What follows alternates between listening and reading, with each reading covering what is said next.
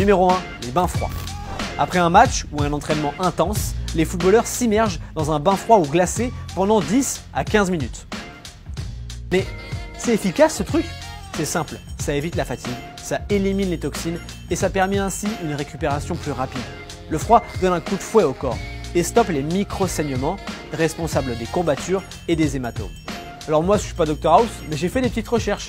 Et selon la BBC, cette technique a eu un rôle primordial dans le titre de Leicester en 2016 en Première Ligue. Même Cristiano Ronaldo en est dingue. Il a même mis un plan à Irina Shayk en rentrant d'un match pour aller prendre un bain froid en pleine nuit, alors qu'elle l'attendait à la maison. Numéro 2, la cupping thérapie. Qu'est-ce qu'il fait avec son dos celui-là? Eh bien c'est la cupping thérapie, une technique curative qui vient de Chine. Même Karim Benzema a testé. C'est une technique qui soulagerait les douleurs et améliorerait la circulation sanguine. D'ailleurs comme ça que beaucoup de sportifs ont découvert cette technique sur le nageur Michael Phelps au JO 2016 à Rio. Selon une étude sur les médecines alternatives de 2016, cette technique fonctionnerait bel et bien. Numéro 3, les cryosaunas.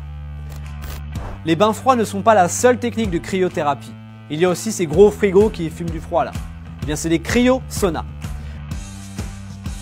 Ces appareils peuvent descendre jusqu'à moins 170 degrés. Le joueur rentre dedans et se plonge dans un mélange d'azote et d'air pendant 1 minute 30 à 3 minutes. Après des efforts intenses, ces appareils aident à récupérer plus rapidement, à soulager la fatigue et les courbatures. Numéro 4, les appareils électroniques. Les footballeurs ont aussi plein d'appareils électroniques à disposition pour récupérer, notamment les grosses jambières gonflables. Il y a aussi des appareils d'électrostimulation. Ces appareils contribuent à la récupération en augmentant le débit sanguin.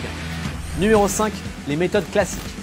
Alors avant toutes ces techniques modernes, les footballeurs n'avaient que 2 clés pour bien récupérer.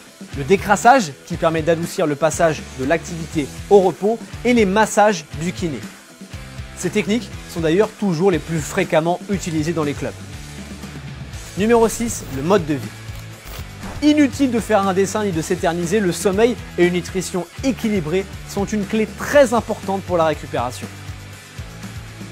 Le premier repas après l'effort est primordial. Et je te parle pas de la pizza dans le vestiaire après le match. Féculents, protéines, vitamines ainsi que minéraux. C'est les 4 apports qu'il faut ingérer après un effort intense. Le sommeil permet de récupérer physiquement et psychologiquement.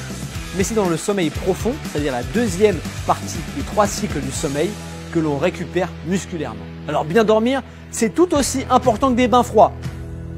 Alors après un match, c'est dodo, pas de boîte de nuit. Ok les amis? Allez, salut!